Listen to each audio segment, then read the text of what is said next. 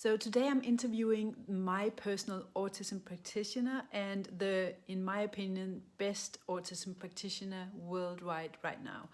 And I wish I had had this amazing Dr. Shalene Berenzi available to me when I had my son diagnosed, and even throughout the whole process of finding the right tools and the missing links in order to turn his symptoms around, like tantrums, stimming, sleepless nights, nonverbal issues, and sensitivities, pandas, regression, lack of eye contact, because she is the type of practitioner who not only collects all the answers for the questions that you might have about mold, about neuroinflammation, about the digestion, about all the symptoms that nobody seems to be able to help you with, but also her approach is not to put herself up on a pedestal. Her approach is, how do I educate moms and dads so that you can become the leader for your child's turnaround process? So in this episode today, we're going to talk about what do we know about recovery and how it's possible for children in any stage and in any age. Who is it possible for, and what are some of the things that are standing in the way of your child's natural development and of the way that your child will be thriving in the future, and how can you as a parent adjust lifestyle and food and diet in order to give your child the best possible outcome. So we're going to cover nonverbal autism, we're going to cover mold, we're going to cover neuroinflammation, we're going to cover PANS and PANDAS, we're going to cover picky eating, MTHFR, oxidative stress, and all the missing links in the way that we deal with symptoms at this stage in history when it comes to autism recovery and autism turnarounds. So we have a long conversation. We're going to cover all the questions that I've had this year. So there's a huge Q&A section at the end of the podcast, and I bet that if you've had a question about how you can help your child, this podcast episode will definitely answer most of those questions. Also, check the links below to access my 2 previous interviews with Dr. Berenzi so that you don't miss out on anything that we've ever talked about when it comes to turning autism around. And you know this, that these new approaches, they change every month. So the experts that are really cutting edge in this field of autism recovery, they know more and they change their approach every 2 to 3 months, because that is how quickly things develop, and that's how new science crop up, and that's how these experts gather the knowledge and exchange experiences, and that's how they become the best in the world to help you. So please enjoy Dr. Shalene Berenzi from Nutrigenomic Medicine here in the UK. Let me know what you think in the comments below. Welcome to this conversation with Dr. Shalene Berenzi, where we are going to cover autism, turnarounds, and resilience. What do we know about autism in 2021? We're going to cover what we know, what's new, what are the missing links. We are also going to talk about neuroinflammation and brain in pain. We're going to talk a little bit about nonverbal autism, why it happens, and what the approach could be in order to help your child better. And then we're going to talk about healthy child development, how to support it. That is a key for recovery when we're talking autism. And we're also going to cover the questions that you've sent in. And there's a lot of questions. And these questions, they normally address the issues that most parents struggle with. So tantrums, regression, nonverbal autism, eloping, infections, picky eating, and also concerns about the future kids. How do we prevent repeated incidents of symptoms? So many things. We're going to cover the whole scene as it's seen from the lens of Dr. Berenzi 2021. And for those of you who haven't met her, go and check out the other 2 podcasts here on Barefoot Autism Warriors with Dr. Berenzi. But she is an amazing practitioner here in the UK who cares for parents who care for children with behavioral issues. She also cares for adults with mental health disorders or mental health challenges. And what she does is that she puts all the elements together, addresses all the elements that keep people from thriving. And also when it comes to children, that keeps a natural and normal development of children. So that's what we're going to cover today. If you have a child, or if you know anybody who has a child on the spectrum, and if you're a parent with a child who's got behavioral issues, this conversation is going to be for you. So starting out, what we talked about, we wanted to cover is, what do we know about autism today? Because it seems like every time I talk to you, there's new evidence coming out, new clinical experiences. You talk to a lot of doctors in the community and you exchange experiences as well. So what you knew about autism last year is not the same as what we talked about 2 years ago. So keep us up to speed about what you know about autism right now in 2021. Yeah, hi Nika, it's so lovely to be back and to see you today and to share this conversation. It's an exciting point in time right now, I think, to be working in this area and to be indeed a parent of a child who's having some challenges in terms of their developmental health, because we are learning more, as you say, every month.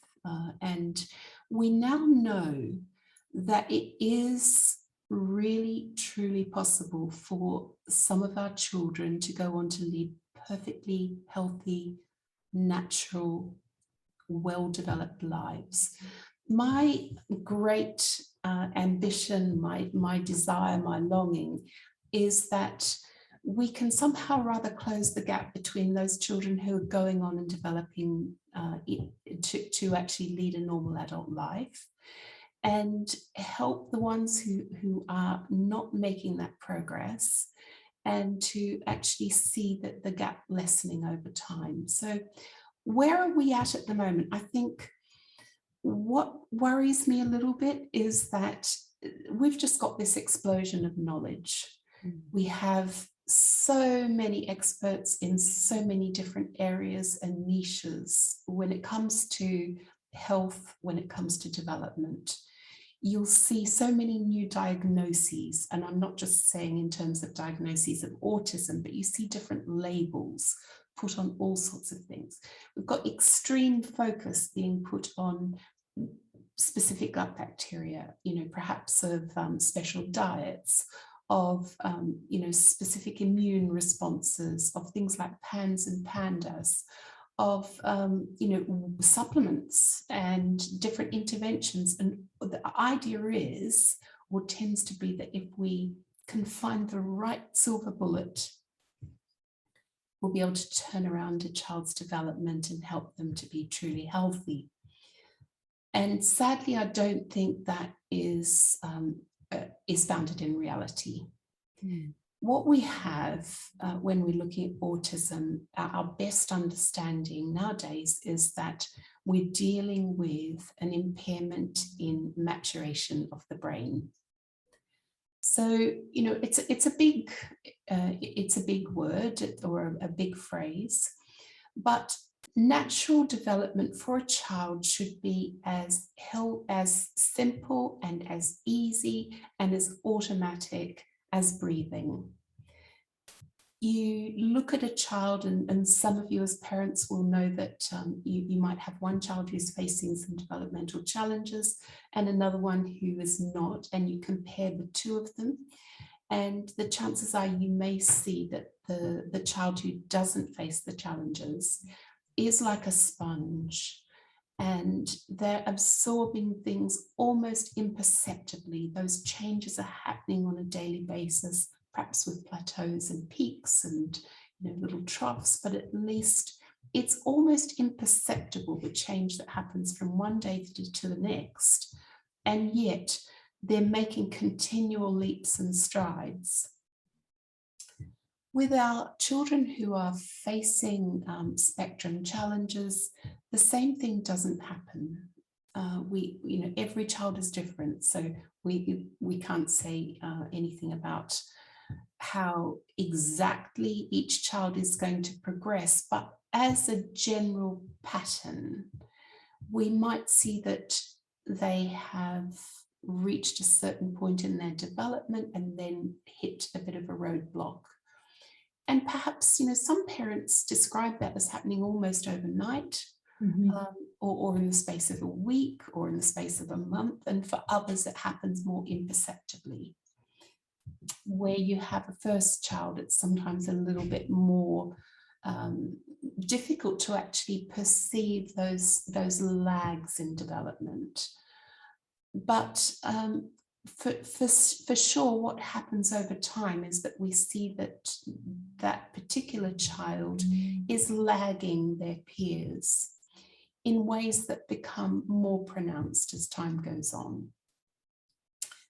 And let me just take a moment and go back and say that there is also a relatively small percentage of children who just do not make progress right from the time they're born. And that would have been in years gone by the typical, what was described perhaps as Kanner's autism. And you say something about the fact that they actually, statistically, you can say now that these kids do get better and that there's no universal way to help them. So what does that look like when we're looking at recovery? What does that look like from your perspective?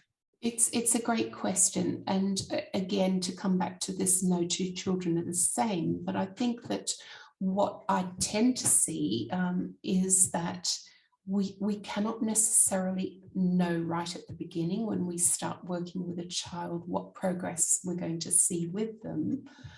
In general, if they have, perhaps the earlier that they start in, and we work together as parents and as a community to help them turn around, the easier it's going to be for them, because you've got much longer developmental windows still available. But even, older children, children well into their teens can and do make very, very good progress. So can we say specifically which children are going to make the really great developmental leaps? No, not necessarily, but equally, we're just really right at the beginning in many ways of understanding how to help them. And armed with this knowledge, I think we're seeing enormous strides for most of the children that we're working with. So on the one hand, we have the established diagnosis system or procedure where you're told that there's nothing you can do, basically, that behavioral therapy and occupational therapy and coping strategies for parents and children is the only way. And then we have the alternatives, which is the warrior-based, the awakened moms approach, which often is about diets, it's about supplements, as you mentioned, the detoxes, the extreme diets.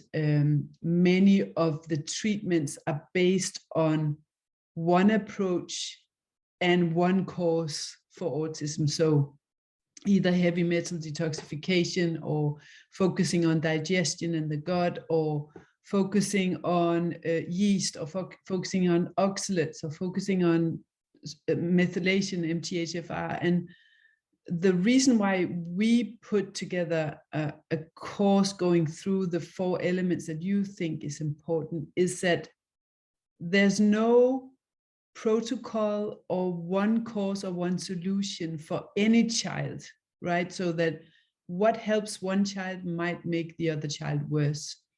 So as we go through this and start to cover this, you call it art and science and mystery of dealing with autism recovery. Can you then, on the back end of what you just said, can you then say to parents that windows for opportunity doesn't necessarily close with age? Is that what I heard you say? I think that's right. You know, one of my great mentors and heroes, and I know is yours as well, is Dr. William Walsh.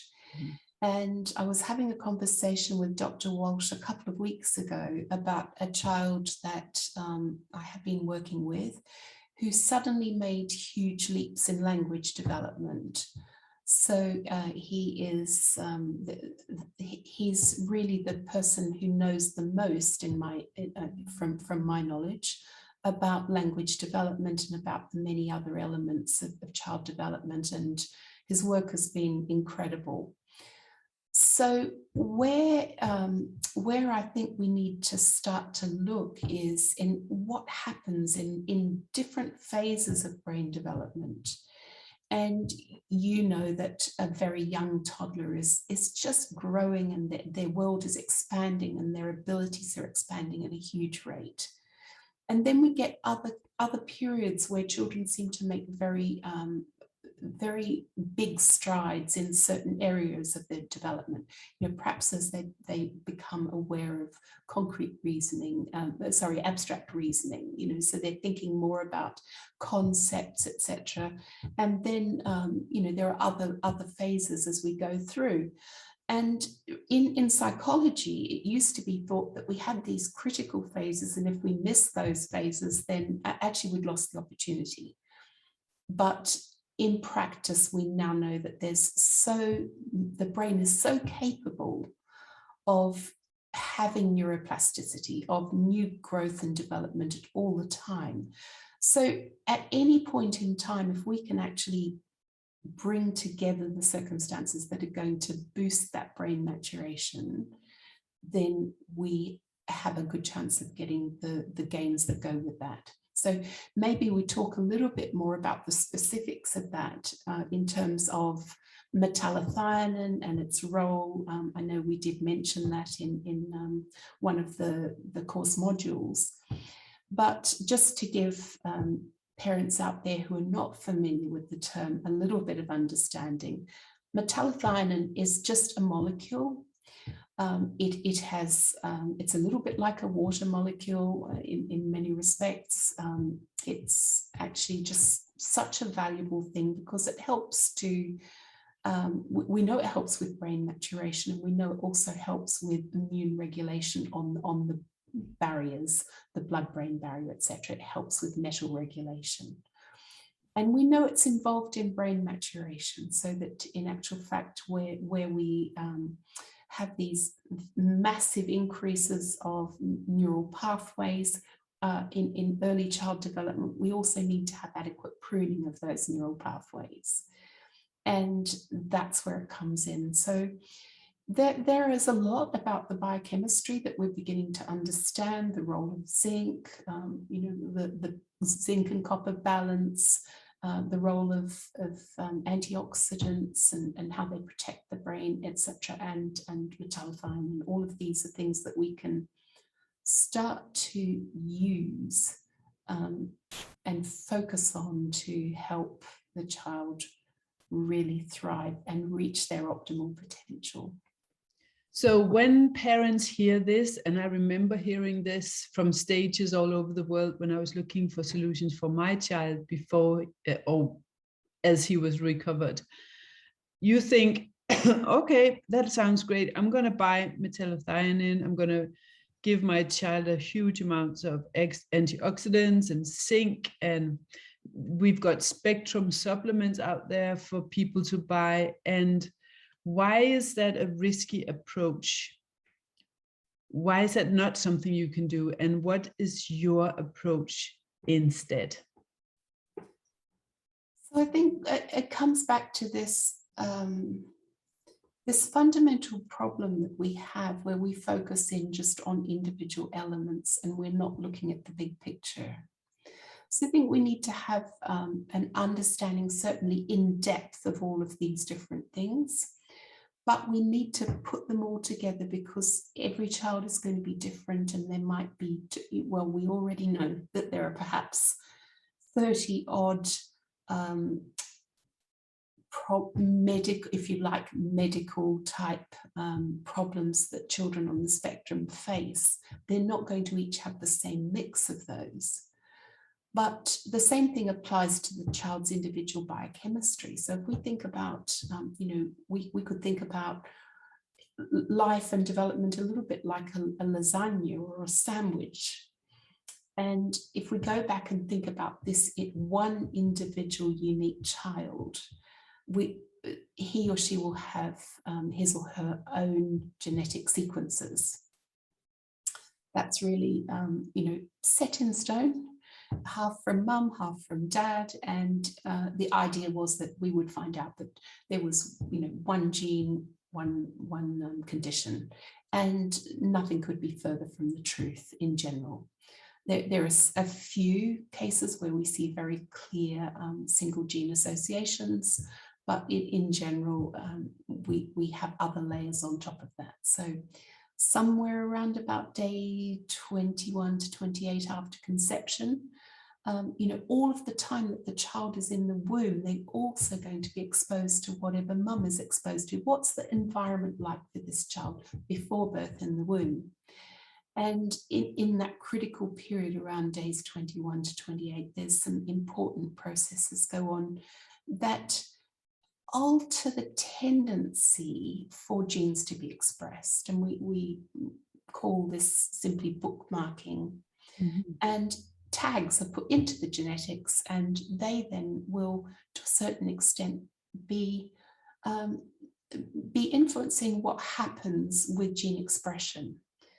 And then after that, we've kind of on top of that, every exposure we have, whether we're well nourished or not, whether we have, exposures to toxins and infections, etc., that's going to also be influencing it. So kind of think of those three things that are going to be combining to give you what you see in a child at any point of time. So what we need to do then is to say, well, okay, that's where we're at. This is the status. This is the situation this child's in.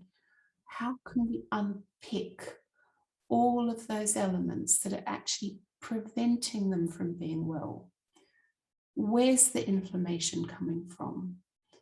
Where's the oxidative stress that they're facing? Where's their nourishment levels? Are their nutrient levels in balance, or are there excesses and deficiencies? And of course, you and I know really well that many of our kids are really picky eaters, or parents have such challenges trying to feed them, and then we have issues where just, we've got all of these different symptoms that are cropping up, and we've got gut problems, and they're just not thriving, but each one will have their own mix. So it's just imperative that we step back and we look at that big picture, and try to work out, my biggest, I suppose, bugbear is that we only focus on the external elements. We're only focusing on the pathogens. We're only focusing on the infections. We're only focusing on the toxins. And we're not saying, well, what's happening to stop this child from being physiologically and mentally resilient? Yes. That is so important. And stopping the child from being resilient, which actually is almost equal to recovery possibility.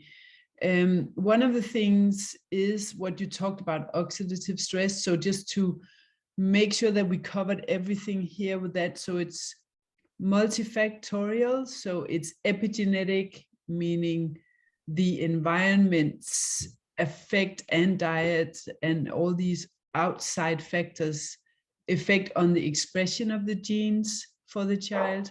Vulnerable genetics, insults before birth, DNA repair mechanisms implicated, and you said maturity of the brain is impaired.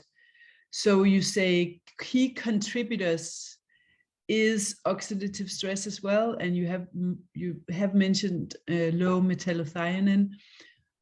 for someone who doesn't know what oxidative stress is, what is the best explanation for dummies like me? Yeah, it's a good question. Now you put me on the spot. Mm-hmm. So we've got to think about our bodies as being, in some ways, electrochemical machines, for want of a better way of describing it.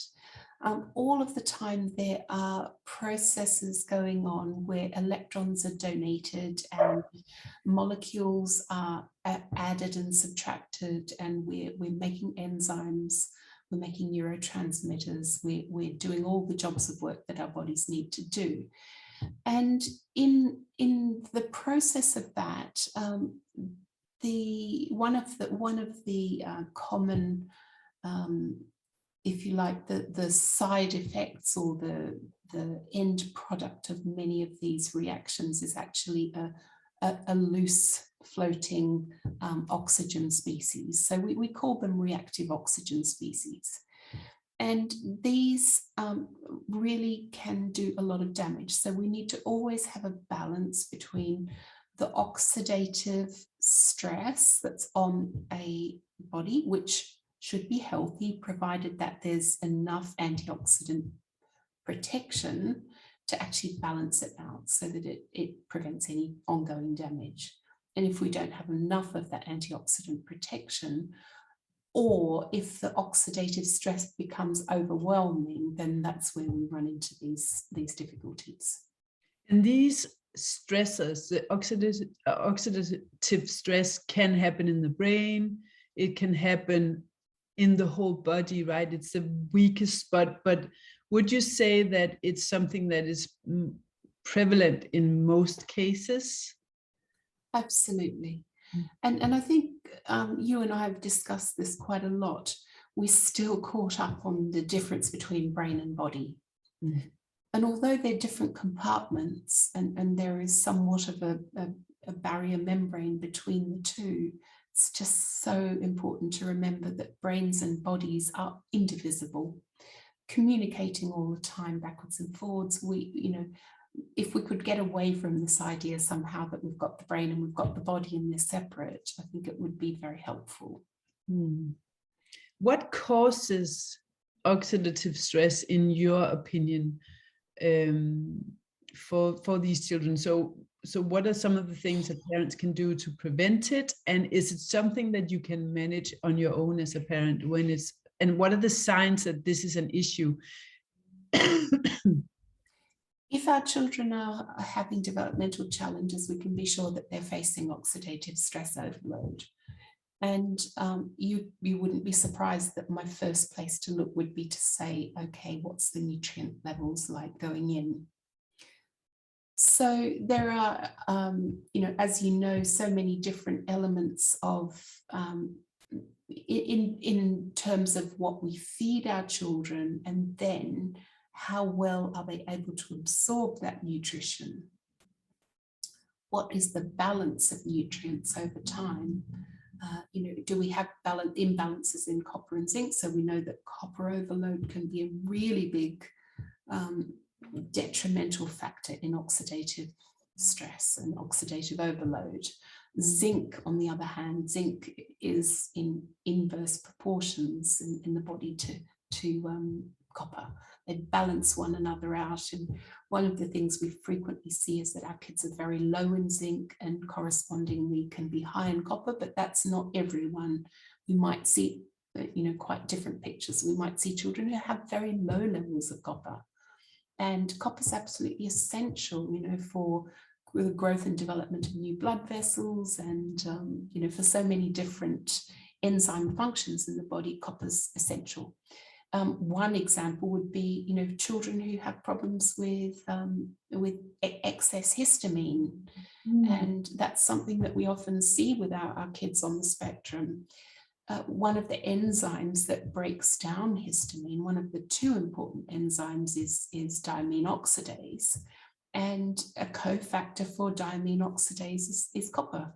So if we don't have enough copper, then the diamine oxidase is not going to be sufficient to help break down the histamine that's in the body. So it's really, really crucial that we sit back and we look at the individual child and find which of these elements is contributing to keeping them so that their natural healthy child development is not shining through.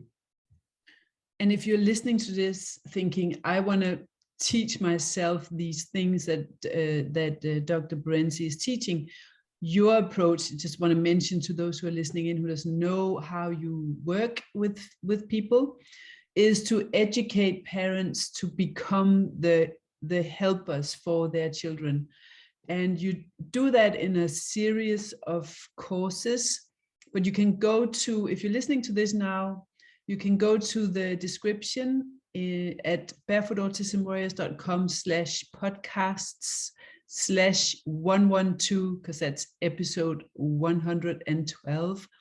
And there'll be links there for free resources, but also access to the courses that we have put together where Dr. Berenzi is teaching parents to unscramble these things. If you're thinking, wow, I need to know more about that. Just wanted to say that as a side note. But with that said, when you're talking about histamine and you're talking about oxidative stress and how, because that's one of the things that's really important, how copper to zinc balance, nutrient deficiencies and overloads are equally important to address.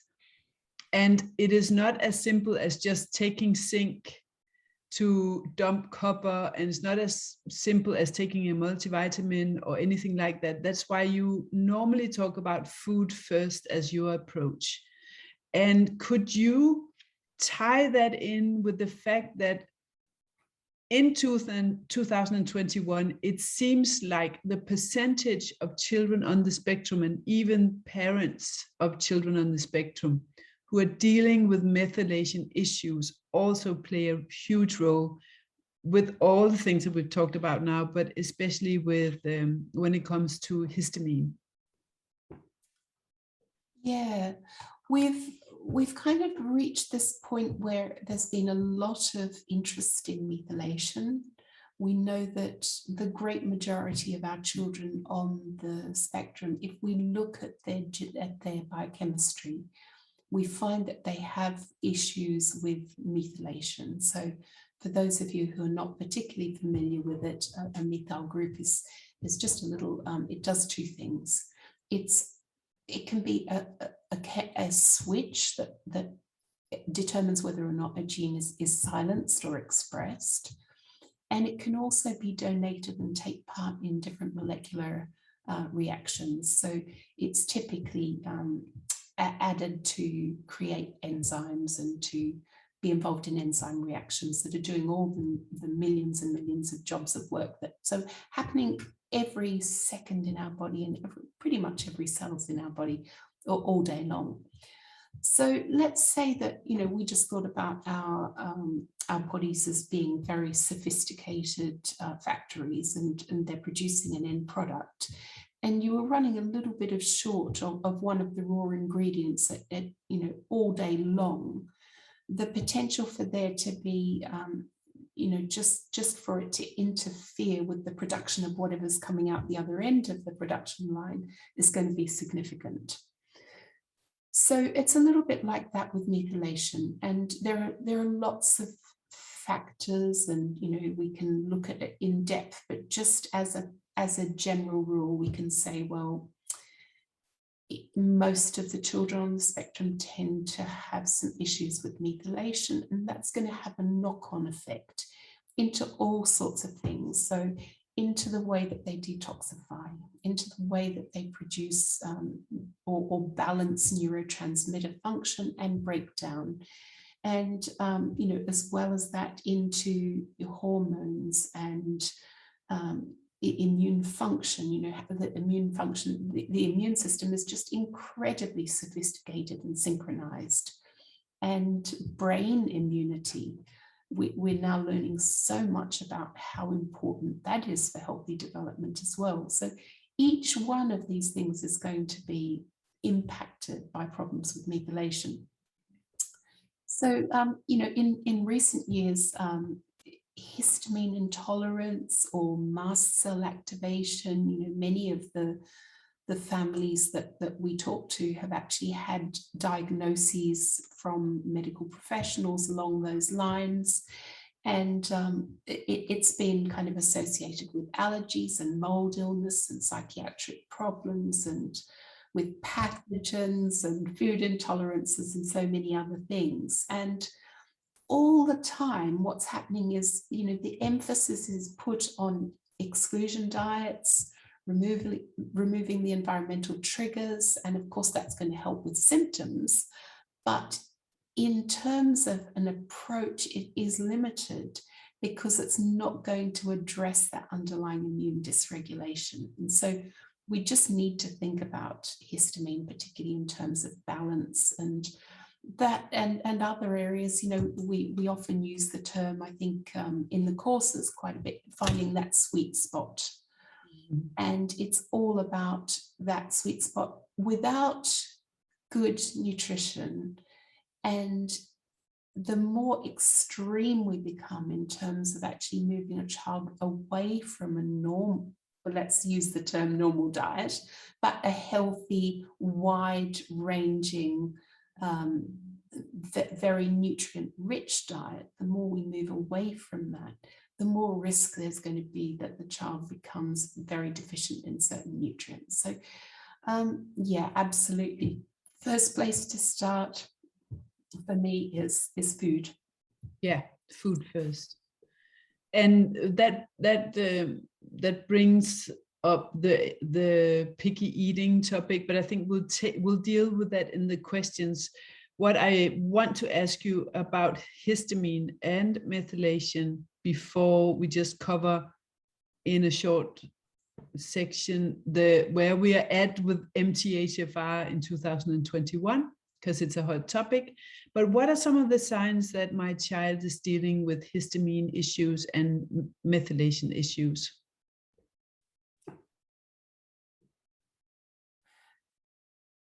I'm trying to think if I've seen that there's an occasional child who we look at their biochemistry and we find that their methylation is looking more or less balanced. But in general terms, almost across the board, there's always methylation issues if there are developmental challenges.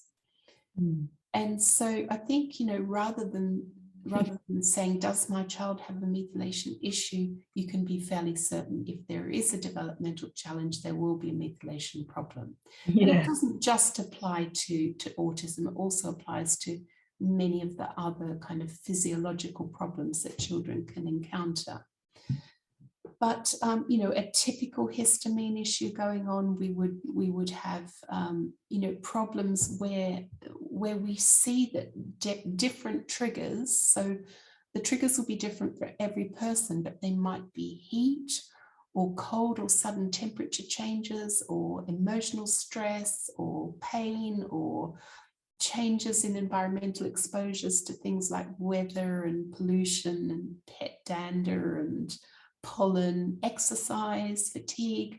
All of these sorts of things are actually going to trigger a problem with histamine release, with you know, itchy skin or eyes or lots of mucus or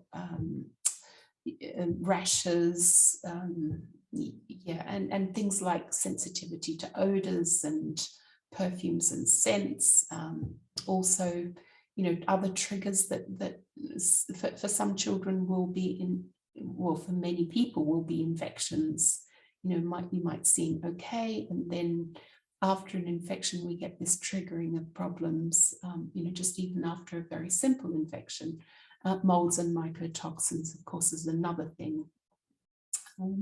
So, you know, individual tolerance to all of these different triggers is going to vary, but the end result is the same. And when an individual is exposed to these triggers, you get immune cells, which are known as mast cells, actually disintegrate or degranulate. And you can think of that a bit like detonating a hand grenade, since each mast cell will release many granules. that in turn release histamine and other bioactive substances. So we've kind of got this pro-inflammatory response that happens, and that's fine if it's very short-lived. But when this mechanism goes awry, we don't get the corresponding resolution of the inflammation that should happen in a healthy body. Mm-hmm. And to many, it might come as a surprise that, and this is something we've covered in previous podcasts, so if you want to learn more about that, but then go back and check the 2 other episodes with Dr. Berenti. But many of the diets that's currently popular in the autism community and the holistic health community and the superfoods will increase the issues that these children already have with histamine, for example, and also with the methylation issues. So things like a high folate diet. I remember giving my child huge green juices in the beginning, every single morning, vegan diets like the medical medium diet, fermented foods, bone broth, collagen. I don't know of any mom who hasn't done the collagen gummy bears, bone broth.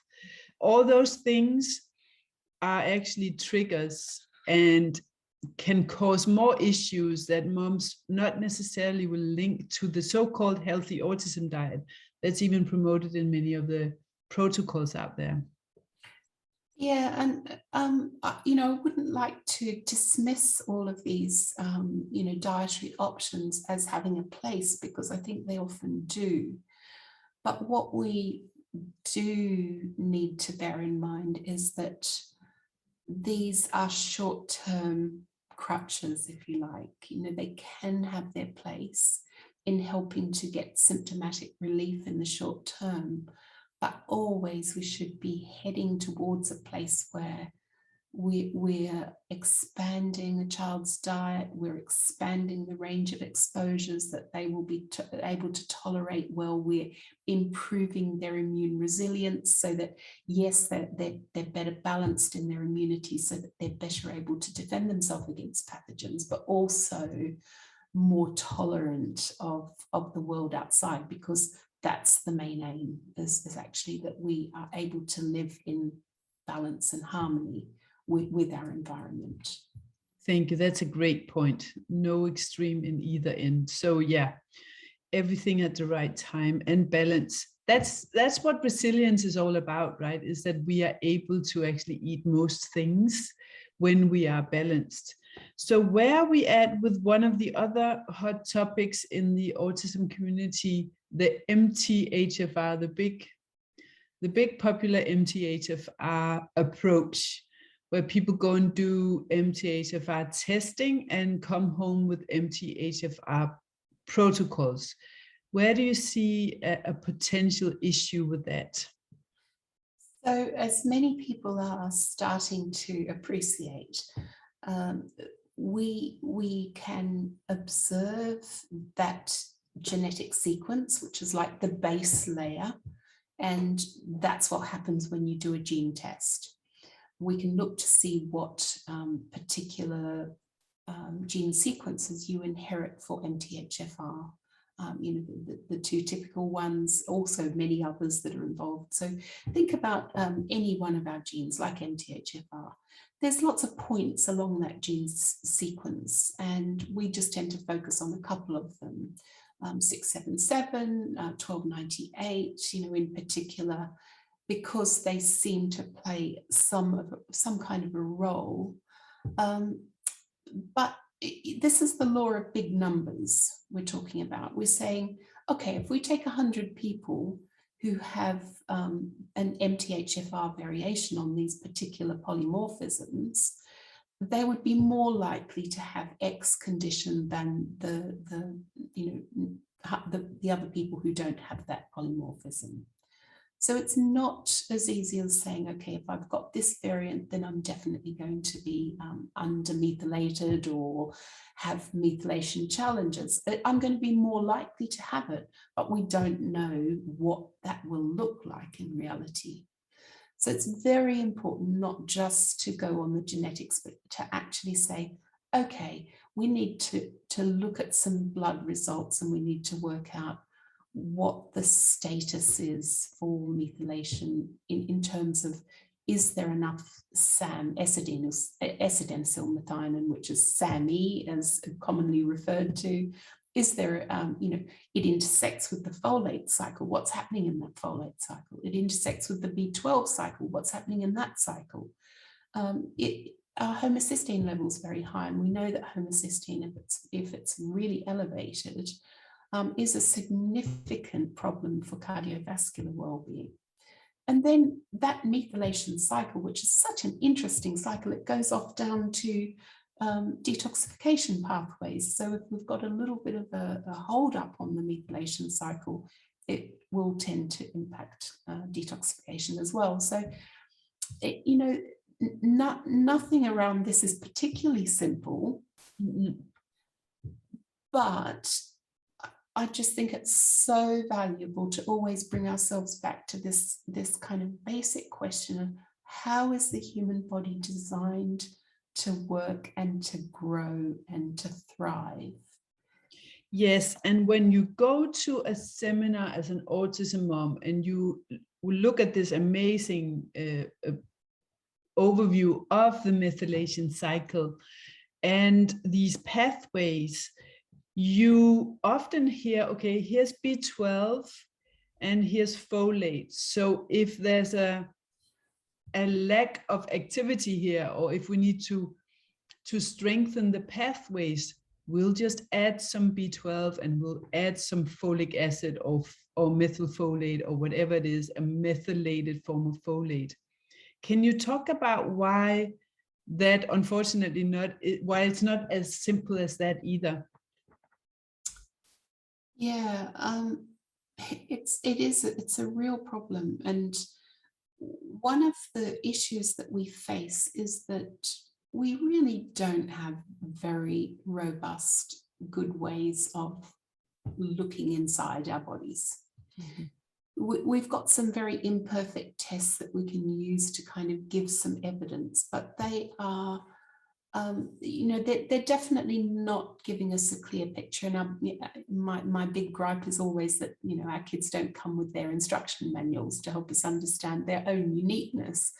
But there are so many other things that happen. When we look at a test, for example, a test result, it's just a point in time. And different vitamins, different enzymes, different minerals, etc., are used or expressed in different tissue in different ways. So just measuring what's, for example, in a blood sample, even if you took whole blood and you compared it with blood plasma and blood serum, you would get 3 different results for one particular marker. So it's not straightforward. And then we get down to the issue of receptors. What happens, because we need to take these nutrients into the body. So let's say we take folate in, and there are receptors, there are folate receptors, and for a time after we take something, it will the folate will actually occupy a receptor, and it will take some time to clear out of those folate receptors. So the body has a lot of very sophisticated feedback loops to try and prevent overload. And if we, for example, take large doses of folate, that can significantly affect us overall, because the body's response is to say, no, that's too much, I'm going to block folate from coming in. This is a problem that can really crop up with a subset of children specifically, but as a general rule, it's much more important to think about, are these physiologically appropriate amounts that we're trying to give to a child? Mm-hmm.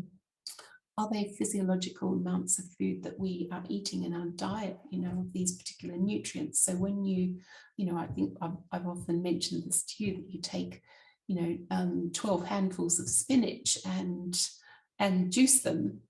And yes, it's easy for the child to drink, or easy for us as mums to drink, 12 handfuls of spinach juiced. just down in one shot, but actually we are not getting the food in nature appropriate quantities. So again, coming back to that balance, in terms of the question you asked specifically about methylated forms of B12 and folate, etc., probably the methylated B12 is not going to be a significant problem, but where we do tend to see problems is with methylated forms of folate. Yeah. And that can actually be responsible for creating as many negative symptoms in some children as it can in helping others. Well, we are talking about tantrums and aggression and behavioral things as well. Yeah, definitely. We do see some moms who have the same response to B12. Is that because different organs or different parts of the body needs different forms of B12, or is that a different type of issue? That's certainly part of the story. Most people can tolerate hydroxycobalamin very well, or adenosylcobalamin, which are just a little bit less active than methylcobalamin. But equally, I think there are other issues can play a factor.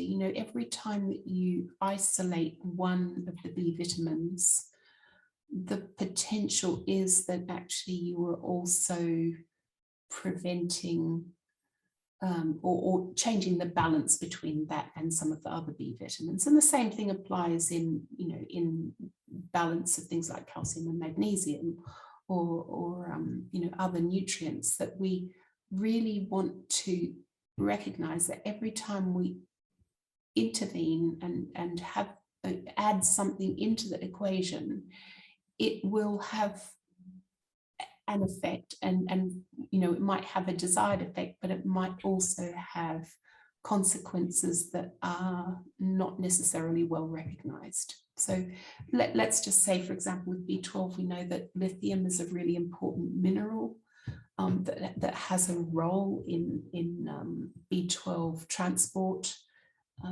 So perhaps giving someone too much B12 in the wrong form might be a problem if they're low in lithium, for example. Yeah, it's worth mentioning also that the laughing gas, nitrous oxide, that is pretty much mainly in the US, that kids are given that when they go to the dentist, and where moms are given it during childbirth. But that is worth mentioning, that can deplete B12 levels to a quite catastrophic degree. So again, it is about thinking about all the things that's going on in mom's body, in the child's body, that might affect these things that people don't know about, and understanding that that's the complexity of unscrambling the symptoms. And I heard someone describing it as, it's almost like a child is sitting on a chair with 100 different needles underneath it sticking up, and you need to remove one needle at the time, one insult at the time, and that can be quite time consuming. So patience is another key factor in establishing results here, right? Yeah, in years gone past, I used to describe it as being like running a marathon if you had a child on the spectrum. And it dawned on me not so long ago that it's probably not a very good analogy. And so let me just explain. If you start off with a newborn baby, their needs are extreme. They're dependent on you for everything. They will take up every waking hour and every probably not waking hour as well. And you need to feed them, you need to clothe them, you need to keep them warm, you need to carry them around, everything. And there's a huge workload and input needs to go into a child. As a child develops and becomes more mature, that workload drops off. That intensity of the parental responsibility drops off. And so I think parenting a child on the spectrum is a little bit more like bringing them down off Mount Everest. They're in a very dangerous place, a very stressful, hard place. But the chances are this is the most stressful and difficult time of their life now and of your life. And that as we can make those changes that bring them so that they are moving back towards their developmental trajectory, the amount of effort is going to decrease. And, you know, if you like to take the analogy a little bit further, think about it, you know, you cannot stay at that point, or the rest of your life will be, and the rest of their life will be difficult. So the option is to do something or to continue doing what you've always done. And I think it was Einstein who said, you know, if you try to do the same thing over and over again, don't expect anything different. So what we want to do is we want to actually follow the clues that we have to bring them to safety. In some places, it will be really important that we follow the well-trodden path. And in other ways that we find to you know, kind of free wheel and do whatever seems to be most appropriate. But we know there are some really important things that seem to help a lot of children, like you know, some problems with gluten and casein for a lot of the kids, like problems with helping them to have a healthy gut barrier, etc. And the chances are, if we do that gradually, they will become more age appropriate in their development and actually have a much brighter future. But as well as that, we will have much less significant stresses and challenges in our lives. And if there were about 4 or 5 things that you would remove from the diet, what would that be that gives the most bang for the buck? I would certainly start with the neuroexcitotoxins. So the excitotoxins are the glutamates, the aspartates, and all of those additives that just are creeping into foods in every direction these days, and also to a lesser, well, not to a lesser extent, but perhaps less recognized, it is in things like the soy sauces and the natural flavorings and the natural colorings, which sound very innocuous, but in actual fact are artificially exciting nervous tissue. That would be number one, I think. Yeah. Number two, of course, you know, taking out anything in terms of the non-organic meats because of the levels of additives, etc. in them. And then gluten and dairy, it gets on to, you know, that's a slightly more individual question, because we know that there are 2 ways in which having problems with gluten or dairy can affect a child. One is that if it's not broken down properly, of course, it can create high levels of opioid peptides that are neuroactive, that create strange behavior, that you know, really can make the child act as though they're drugged. So that's one way in which gluten and casein can be a problem. And on the other hand, we've got that immune response that happens for many people because they have genetic vulnerability to be sensitive to gluten. So not just celiac, but also gluten sensitivity. And we've got papers, you know, in the literature that say gluten is a brain disorder. Yeah. And certainly for many parents, they will see that once you take that out, that there is, you know, good progress happens. But it's not the same for everyone. And, you know, I do come across families where their child might have been on a gluten-free diet for quite a while. We look and we see that there is actually no genetic sensitivity. And then when it's added back in, you know, we find that there are no problems whatsoever. So it's sometimes a little bit easy to attribute things to some of these interventions, and we find out that perhaps they're not so crucial. But as a general rule, gluten and casein would be another place to look. Again, go to get the links to get some guides and downloads about these diets and more information. Go to barefootautismwarriors.com/podcasts/112 for episode 112. We will have guides there for you to download and more information about how to learn more about these interventions if you want to go through that process with Dr. Barenzi yourself. Let's dive into the brain neuroinflammation and what some people call PANS and Pandas. It's another hot topic in the autism community, linked to probably the second most talked about at the moment, mold toxicity. Where would you begin there? If I asked you, how could I get an idea of whether this is an issue for my child or not? What are some of the signs? So it can be very difficult to, well, first of all, let's just say something about the name PANS and Pandas. You know, as a diagnosis, as a medical diagnosis, we've got a neuroinflammation due to a streptococcal infection, which can happen really, really suddenly for a few children. And then we've got Pandas, which is kind of a broader umbrella term that deals with other infectious or toxic overloads. And the sorts of symptoms that we might see are those rages and aggressions, or it could be head banging, or it could be either motor or vocal tics. So, for example, you know, throat clearing, or you know, any shoulder jerks, or you know, any of these kinds of things that tend to have come on fairly quickly, and we often see them associated with things like some of the stealth infections.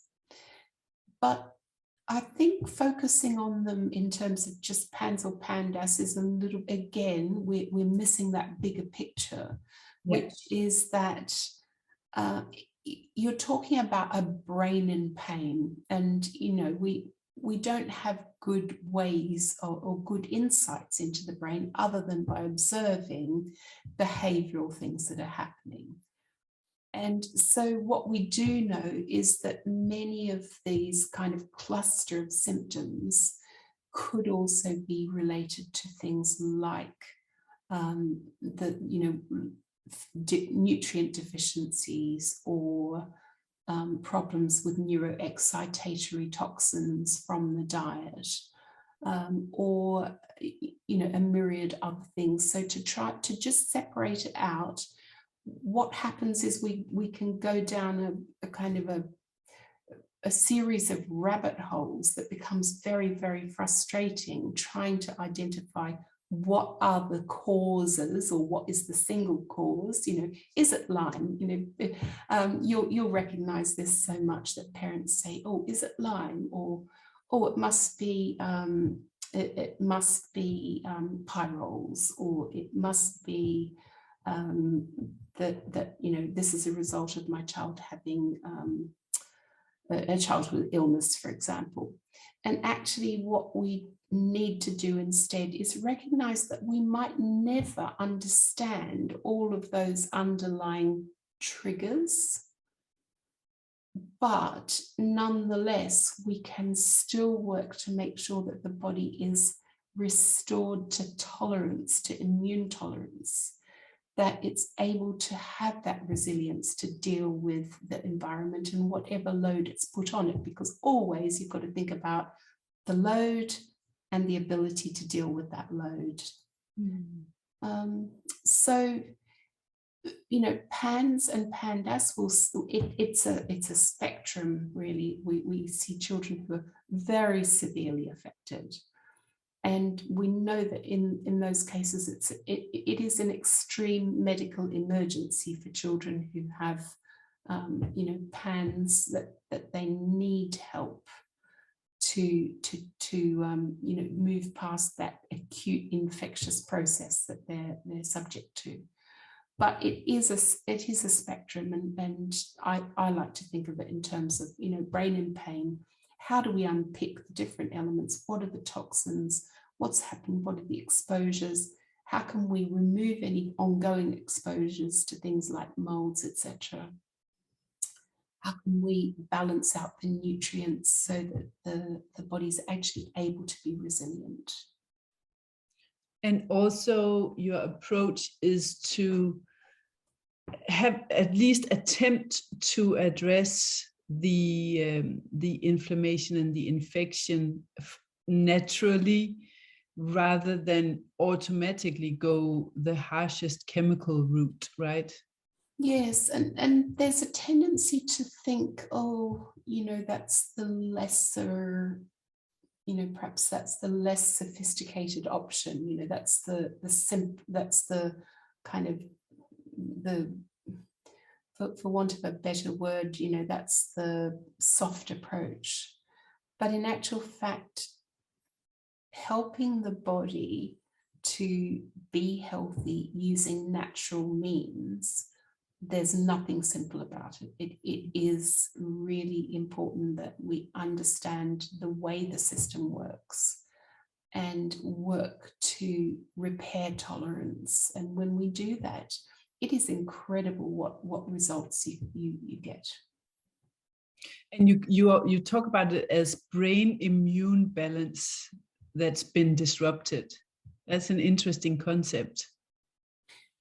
Yes, look, the brain is such a sophisticated organ, and the more research is being conducted, the more we know about the way in which immune responses in the brain are absolutely critical to every stage of development, but also to aging. And for example, to the development of Alzheimer's, which is a huge scourge at the moment. And we see the same processes going awry in our spectrum developmental processes as in the development of the dementias like autism. So we're also in an unfortunate age where we are bombarded by so many chemicals and so many exposures, and where dietary habits have shifted so far away from those kind of very pared back and healthy and unprocessed foods. So we're kind of swimming against the tide a little bit, but that makes it even more important that we're working with nature to make sure that we've got good nutrient levels, we've got good immune balance, and that in particular we're trying to address any unmet needs for a specific child. Yeah, you talk about optimizing zinc barrier function and metallothionein, and restoring immune balance and function. But what could some of the issues be with because definitely that has a place as well, antibiotics, not disregarding that at all.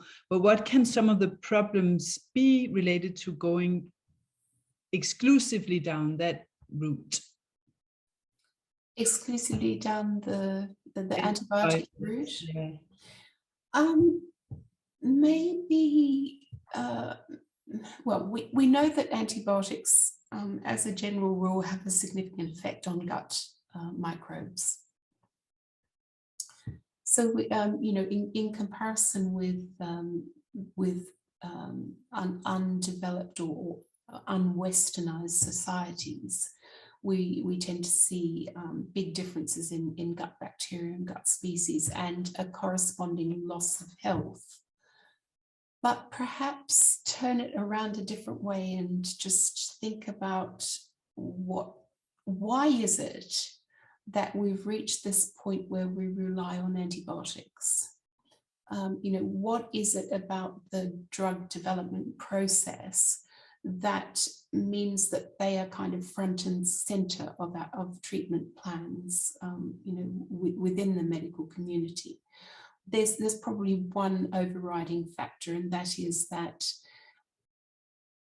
if you want to patent a medication, you need to, it requires financial resources. It takes a lot of money to develop a new antibiotic. And then once you've got that, of course, the revenue will come in that from that revenue stream. But there isn't an equivalent benefit or incentive to observe and to carry out trials with natural products. So what tends to happen is that the natural compounds might be used in a clinical trial in addition to one of the prescription drugs, but they won't be used as standalones in general. So we've kind of developed a really strong evidence base in the medical literature around antibiotics.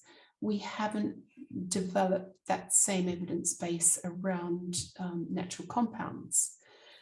But the problem with antibiotics, we know, is that within a very short time, within a matter of hours, it's going to significantly impact our own microbes.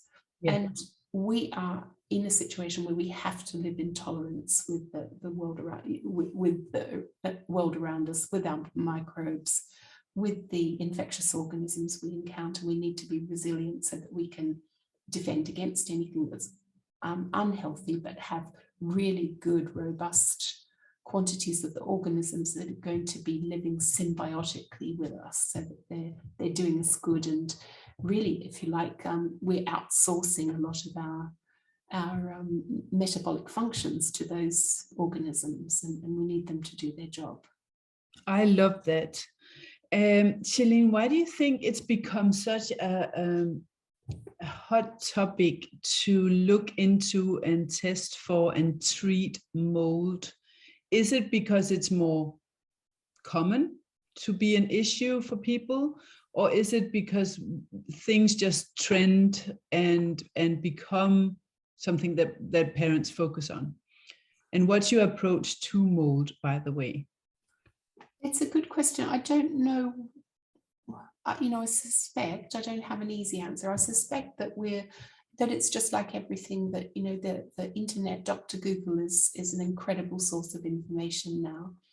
We know that mold exposure, mycotoxin exposure, etc., it's an important barrier to health. And the more that we are searching for answers for our families, then the more we're going to focus in on some of these things.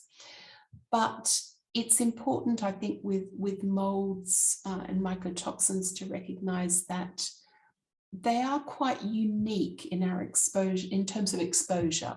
We're exposed to molds and mycotoxins in the air around us from either damaged indoor, water damaged indoor environments, or from outdoor environments, with the autumn leaves, for example, that are molding and decaying throughout the seasons. But we're also exposed to molds and mycotoxins in food. And so the longer or the more we get away from that, very simple way of living, where we go to the garden and we pick something fresh and we cook it fresh, then we're going to be exposed to more of the potential molds and mycotoxins. And as well as that, we're exposed to them not just in our diet, but also from the yeast organisms within us. And if it causes autism-like symptoms, what can people do to address that? Because it's, as far as I understood from you, is one of the more complicated things to deal with. I think it is complicated. Always, I would be suggesting that we do our very best to avoid any exposure from water damaged indoor environments. Mm-hmm. And that can be tricky because it might be at a child's nursery or school. Mm-hmm. So that's one side of the equation, is what can we do to get rid of the exposures, but the other side is what can we do to get rid of the consequences. Yeah. And having a healthy gut barrier is going to make an enormous difference. There are some very effective. I think one of the most promising ways of approaching this also is to think about using particularly the very effective forms of zeolite that will bind to histamine and will help to remove a lot of things. But there are other binders as well. And just bear in mind that with food storage, for example, many won't be having oats, but as soon as you start to roll or steel chop oats, then it's subject to mould. Certain foods have a lot more molds and mycotoxin exposure, things like aflatoxin in peanuts. Berries are often an issue. If they're not picked fresh, you know yourself, you can often look at things like blueberries and see those little moldy tops, etc. So, my suggestion is that there's no one way to deal with it. What we do need to do is just try to approach it with a sensible and logical approach that says, what can we eliminate now? And then how can we best support the resilience of the body to deal with the other elements? Yeah, that's such a good tip. We're going to dive into the topic of nonverbal autism before we grab a couple of the great questions that people have sent in for you. So nonverbal autism seems to become more and more of an issue in the community compared to when I began this journey and turned my son's autism around between 2004 and 2008. What kind of hope and explanation causes for nonverbal autism can you provide parents? Because it's some of the things that worry parents the most. Can it be addressed?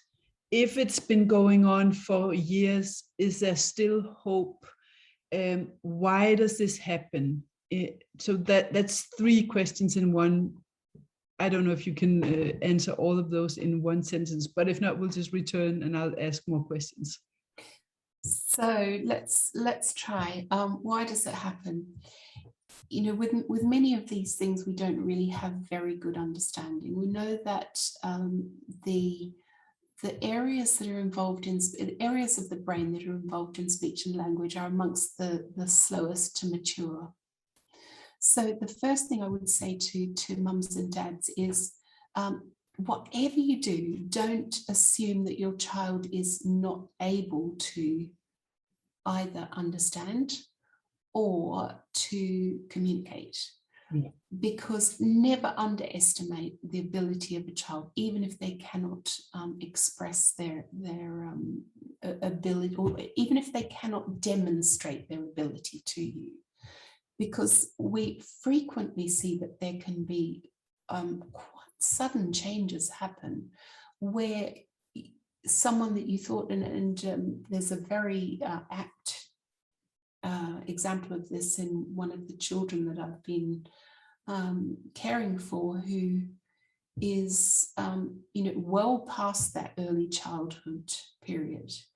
And in the space of a couple of months, he went from his parents not having any understanding of whether or not he could even add 2 + 2 to suddenly having an enormous boost in development where he was able to show that he's actually quite savant, has remarkable abilities, and also coming out with complete sentences. They're still few and far between, but as soon as you see that, you understand that that there is a dichotomy between a child being able to produce language internally and demonstrate that they can output language. So that's the first thing. Why does it happen? Why are there these problems? There does appear that there may be a small group of children, a small subset, who do not acquire language even from birth. They don't babble, They don't seem to go through these developmental phases, and perhaps that is some kind of a developmental delay that's happened or prior to birth. But the vast majority, we will see that they begin to follow those normal developmental patterns of babbling and single words. Something happens to interrupt that.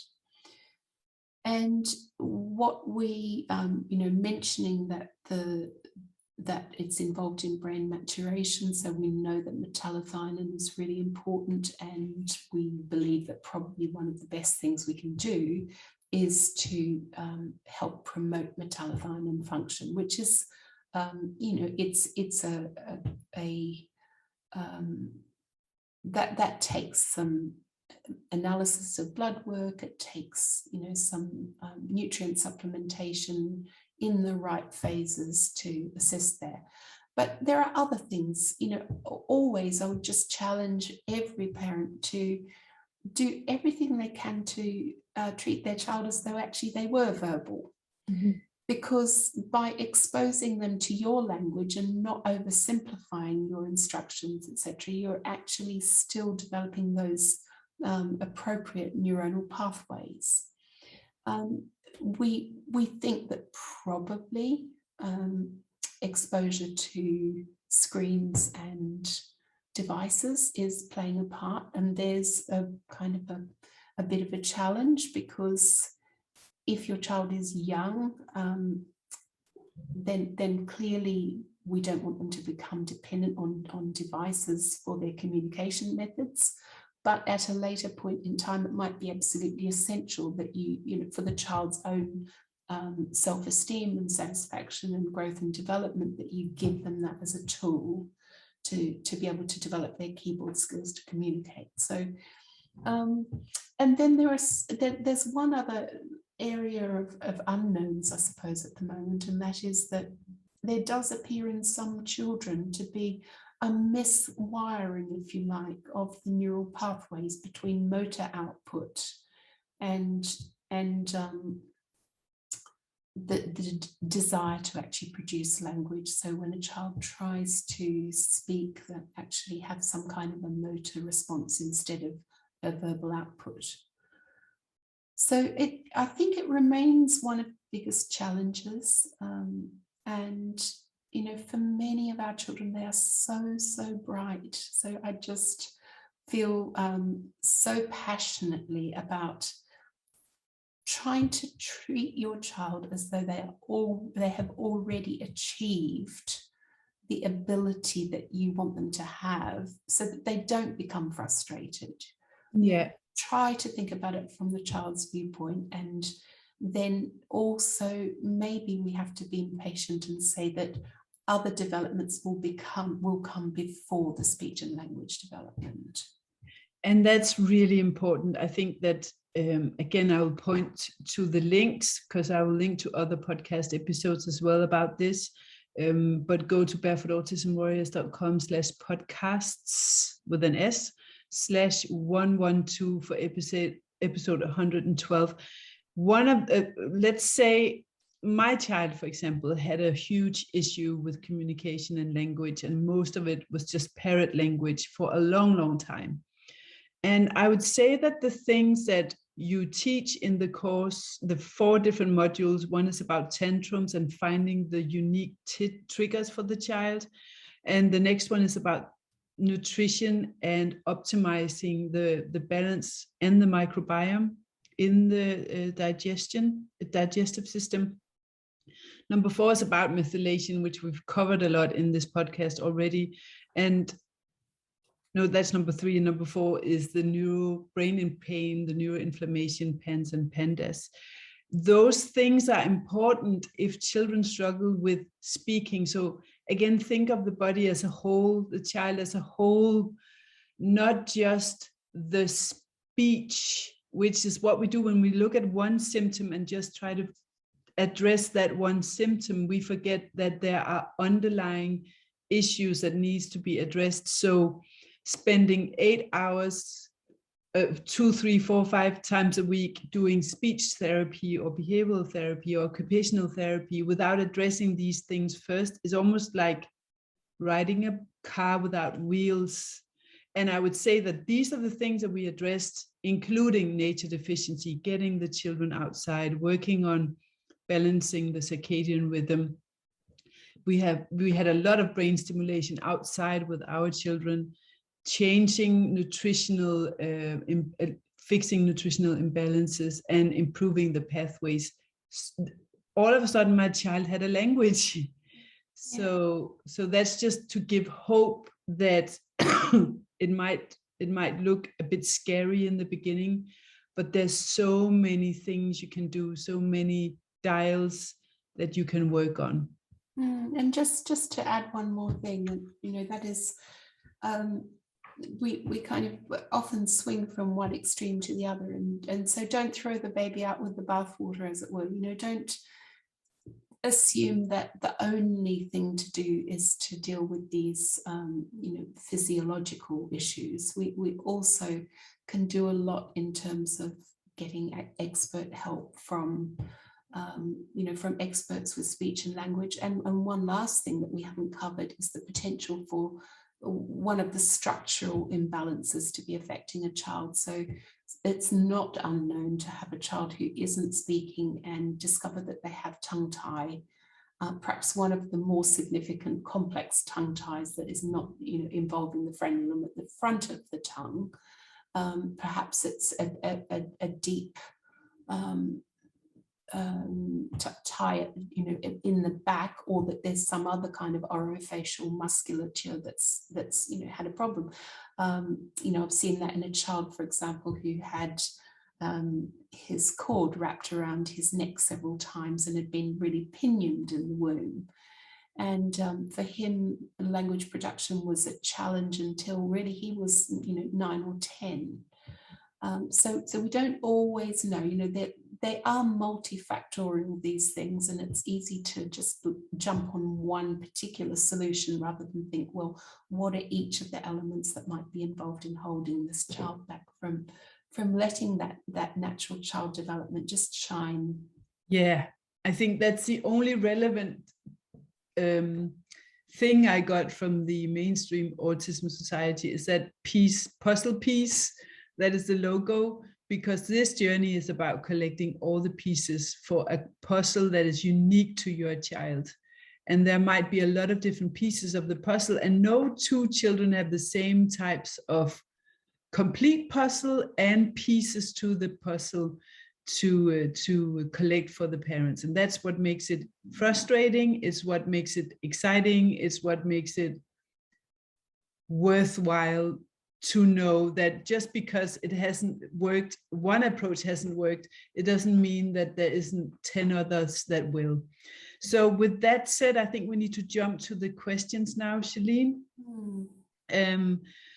Just maybe if we can do them in a shorter version, because many of the things that are asked is approaches that you cover in the course. So it's in the links in the description for this podcast as well, episode 112. So the question here is, my son is an extreme picky eater and refuses to eat for days when I try to change his diet to gluten-free, dairy-free. Do you have any idea about why and how? So we've often talked about zinc deficiency being one root cause of picky eating. Yeah, if we go back to kind of root causes, or what are the different elements? Yes, zinc can be a huge issue, but also the tendency to have a sensitivity to food textures and tastes, etc., is really strongest in children who are slowest in their brain maturation. So it is definitely also one of the features that we see in kids who have developmental delays. I often also, one of the things I really like to encourage parents to do is to use a micro-dosing approach. And we've talked about this, I think you and I, Ninka, before, but you have two things that you could be aware of. One is, yes, we're trying to feed this particular child and expand his diet. But the other is we're also trying to feed the organisms that this child is carrying. And so by taking tiny amounts of different foods and adding them in on a rotation basis, you can hide them in the diet. And that's one way that we can expand, because gut organisms have the ability to actually almost, if you like, demand that you feed them what they want to be fed. So, for example, yeast organisms, what we often see huge cravings for carbohydrates and sugars, etc.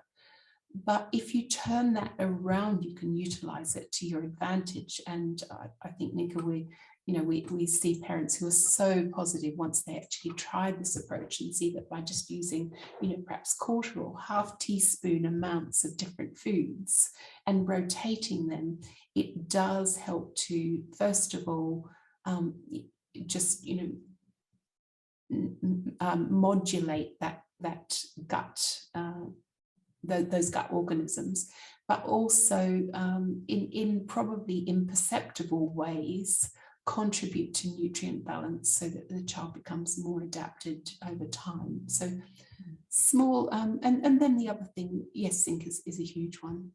So almost invariably, if a child had, we know that zinc levels tend to be low, for example, in anorexia conditions, and the same sort of thing applies to children on the spectrum who are very picky eaters. But it's not the only insufficiency that might be playing a role. So, yeah. Thank you. And this question is in 3 levels. Could I just come back? Sorry, yeah. One other quick thing. Yeah. And that is that if you can harness your child's like for certain foods, you can also be a little bit strategic about expanding their diet. So if it happened to be, for example, chicken nuggets is one that's often crops up. Can you actually surreptitiously change the chicken nuggets over a period of time so that they're homemade chicken nuggets that you're producing with healthy ingredients? Can you then utilize that particular flavor profile or the style of breaded food to introduce other foods into the equation as well? And usually we see that works really well. Yeah, that's a great tip. Stealth. Yeah. So this question we talked about before we went live here, and it's a question that's in 3 different sections. So I'm going to read the part 1, 2, and 3 of it because it's all linked together. And then I'm going to go and close the door while you're answering and shoot back. But it's a question about my daughter, who has been, not my daughter, but my daughter has been on a yeast diet for 6 months now, plus a lot of evidence-based supplements, which is always tricky. I feel, she says, that we should be seeing more improvement by now. How long would it be expected before we start to see improvement? So when you answer this, Shalene, this is a very typical dilemma for a lot of parents. They do all the diets, the exclusion diets, they do all the evidence-based supplements, and the results does not live up to the expectations. So take us through why that might be and why this approach, however evidence-based it might be, can offer some challenges. Yeah, it's tricky because we don't know exactly what the yeast diet that she's mentioning is. I would certainly regard that 6 months as being too long. I would want to see changes within a couple of months, at least in terms of, perhaps seeing a more steady behaviour, more happier moods. The evidence-based supplements, it may well be that there are some of those supplements that might not be ideal for your child. So I don't know what the evidence is that you're speaking about, but we do know, for example, that some of the multivits can be a problem. We know that large amounts or large doses of certain supplements can really create problems.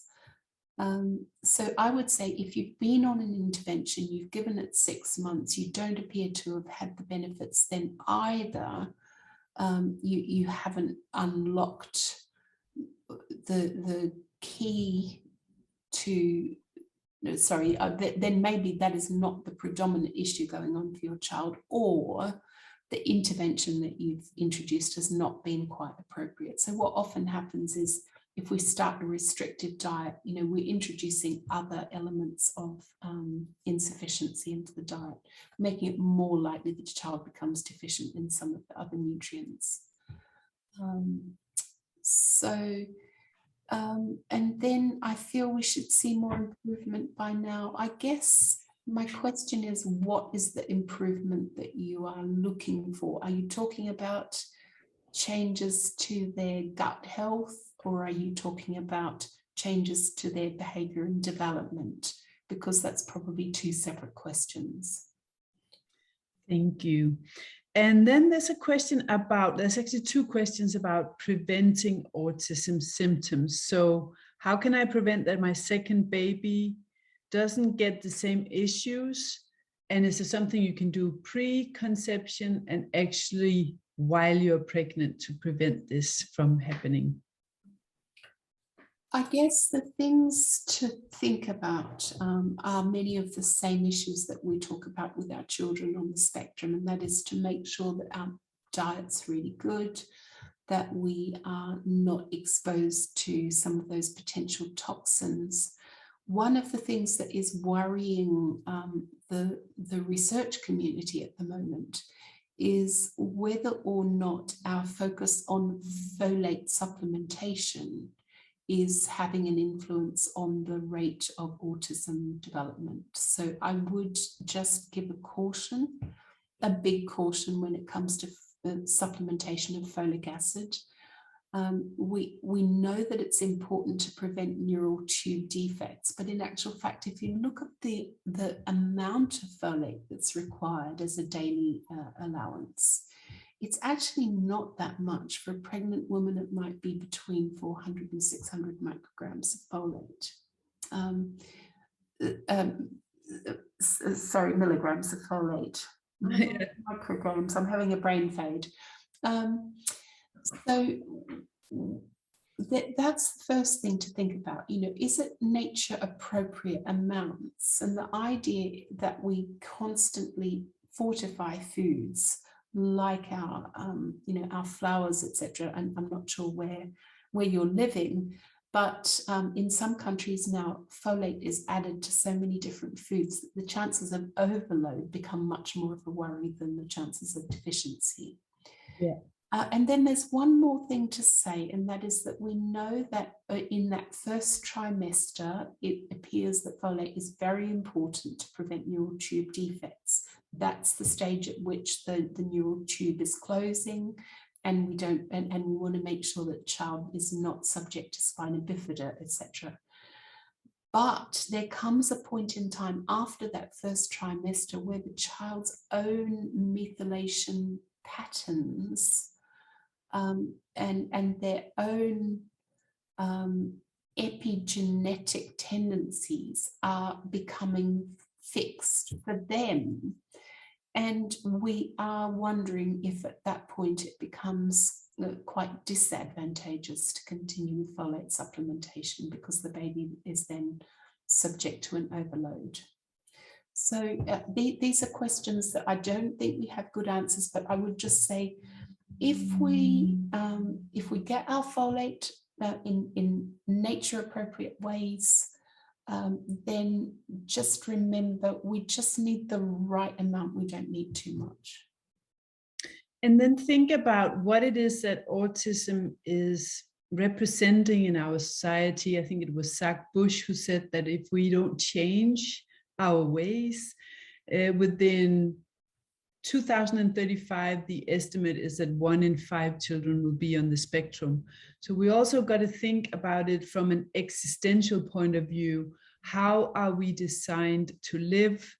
Where are we designed to live? So thinking about how many unnatural things we are exposed to through our lifestyle, indoor lifestyle, processed foods, toxins, toxic water, showers, and then thinking about, so for me, that was when my son had that diagnosis, I had to question everything that I had learned about how to be a parent and how to deal with autism, and unlearn it all and start from scratch in a way that was much more like the way that my grandparents lived. I went, moved from the city, get my child into nature, eliminating foods that were unnatural and processed and unorganic, and purifying my life and my way of thinking. So think about as gentle and as natural way of living your life before and during pregnancy, and preferably a couple of years before becoming pregnant even. One thing I've been talking to Dr. Mensah about a lot, also on podcasts that you can find on barefootautismwarriors.com, is the fact that these exclusion diets that are so popular at the moment, especially the pure vegan diets, might increase the risk for having a child with these symptoms, including stillbirths, premature births, learning difficulties, and infertility, according to him. I don't know if you're on the same wavelength. It is something that worries me a lot, and don't get me wrong, I'm not suggesting that that plant foods are not healthy, because they're wonderful, and every parent, I really strongly recommend them to include a huge amount of plant-based food.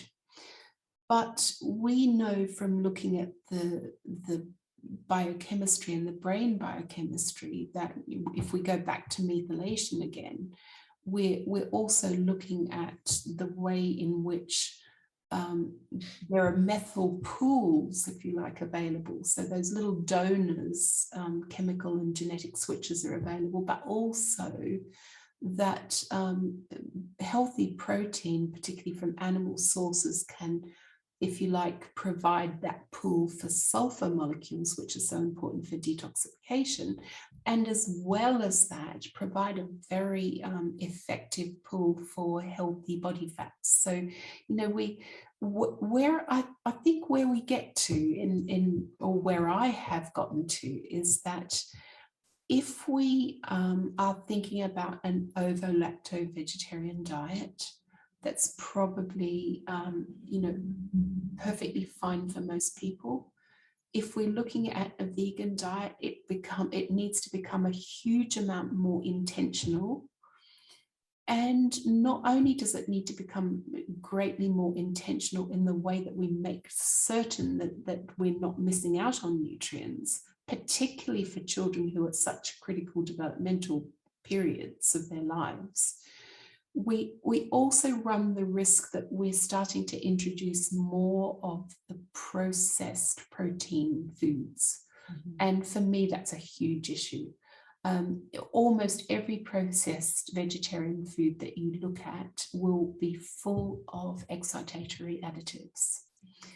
And I speak as someone who actually grew up as a vegetarian by and large. I mean, there might have been a little bit of fish cooked and caught and cooked on holiday once a year or something like that. But apart from that, it was a vegetarian diet. Looking back, I realized just how inadequate it was in many ways. And, as I became aware of some of the shortfalls, myself and my children, my family also became a lot healthier. Yeah. So, but, I don't want to have blanket rules for everyone, but I would say that the more broad your diet is, the less chance there will be of significant nutrient deficiencies. But make sure that when we're talking about a broad diet, we're talking about unprocessed foods. Yeah. Oh, yeah. So good. Thank you. Let's see, what else do we have on this one? So a child diagnosed with ADHD, not autism, can the symptoms be turned around in a similar way? Absolutely. Again, we come down to some really key brain biochemistry changes that often are involved with things like copper excess, etc. And what about recommendations for high functioning adults or late teens on the spectrum?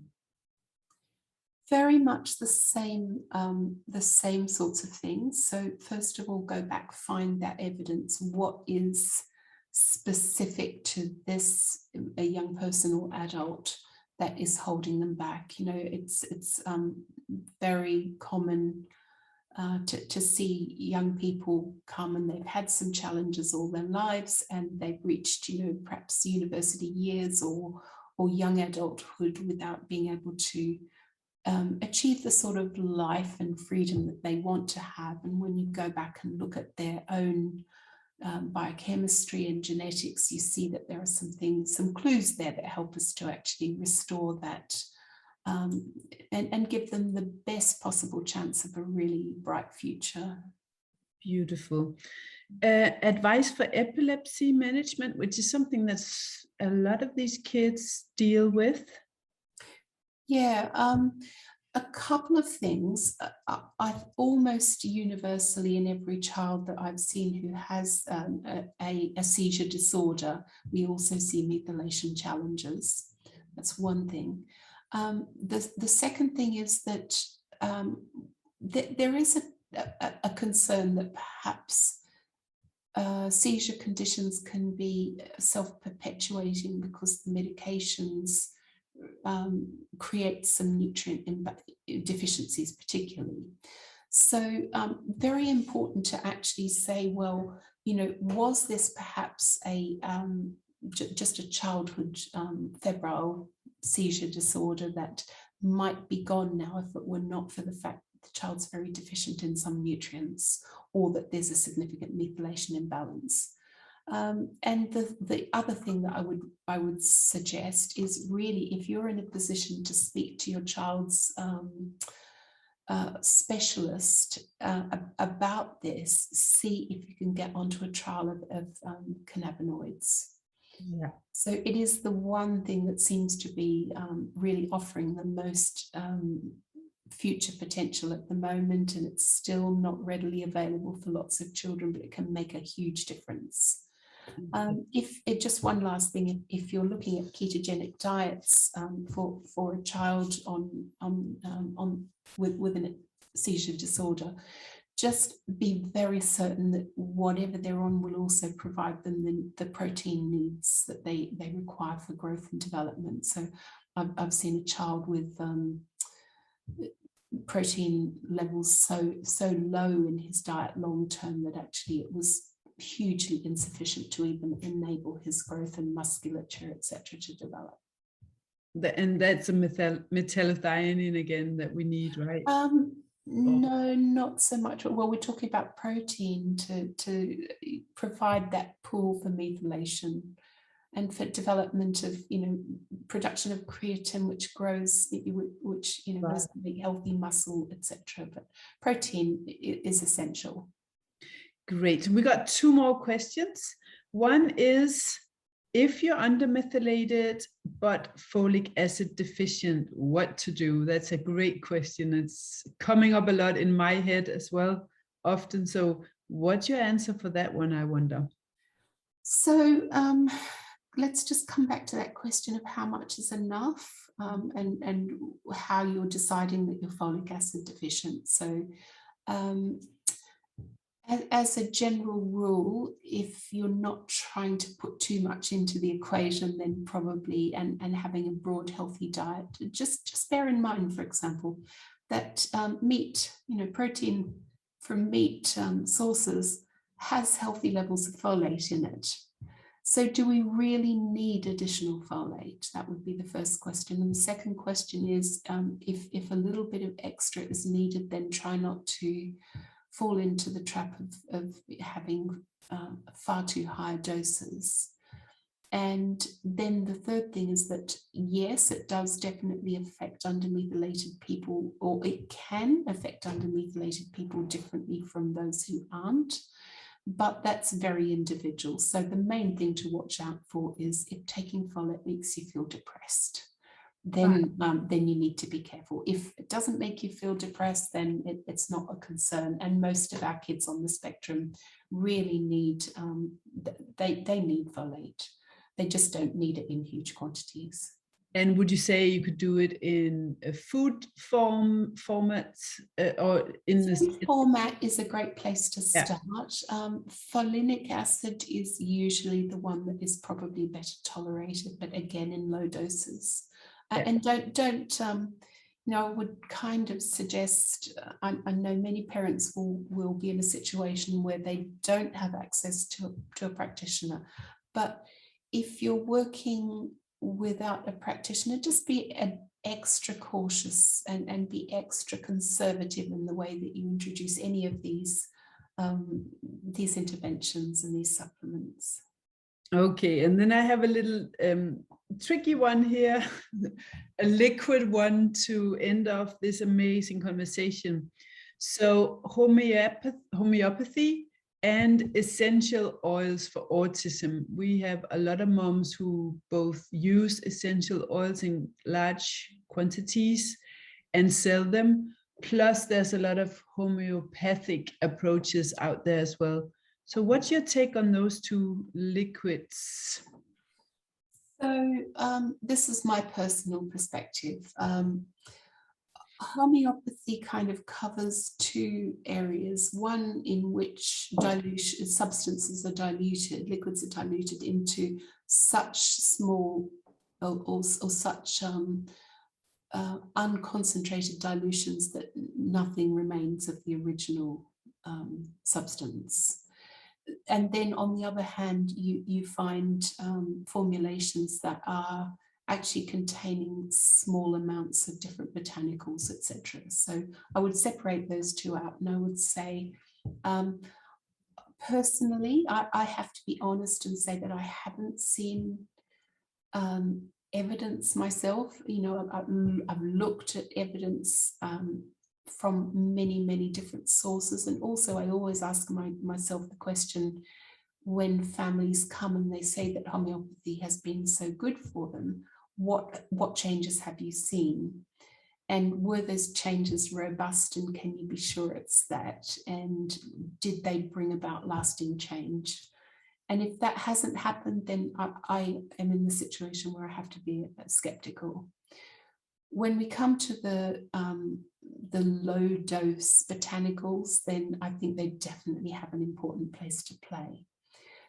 Part to play. When we come on to the oils, the essential oils, I am concerned. Not in terms of small amounts of essential oils being necessarily a problem, but many of them actually have are composed of substances that will have to be detoxified. So a very good example of this is with dogs. We have a dog, Ninka, you and I have discussed in fact, you've met my dog before, but he has a seizure problem. And one of the things that surprised me was that rosemary oil is one of the issues for some dogs with seizures. Wow. So even small quantities of some of these essential oils can be a challenge, and there's no way really of knowing what is going to be the challenge for your child. So my recommendation is to say, certainly in natural food quantities, then certainly we can use things. Medicinally, something like, for example, let's say a nigella seed extract as a medicinal use might be very valuable, or parsley seed oil or something like that, medicinally for a short period of time to do for a specific purpose, might have value. But when it comes to just adding in things like incense from essential oils, I'm very cautious, because everything that we take in has to be broken down. And for most of our children, they're already facing challenges to detoxify safely the food and the things they're exposed to without adding to that load. That's what concerns me too, because it's diffusers, it is inhaling it, it is putting it on the body. And as soon as we get into the structure of MLM, where a supplement or an oil or any other thing is